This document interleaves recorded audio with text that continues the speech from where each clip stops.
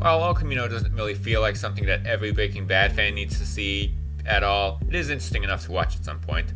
The story of Breaking Bad continues in this film, written and directed by show creator Vince Gilligan himself. It tells the story of what happened to Jesse after the end of the series. First of all, my thoughts on the show. I'm a pretty big fan. I consider it to be a 5-star show. I know it's been praised to oblivion, but I gotta say I'm a part of that. The finale was the perfect ending that tied up all of the show's loose ends. But fan favorite Jesse's ending was, while it seemed like a complete satisfying ending, didn't fully answer the question of what happened. While most people just watched and assumed that he got away from it all like the writers probably intended them to, it still wasn't definitively answered. Until now.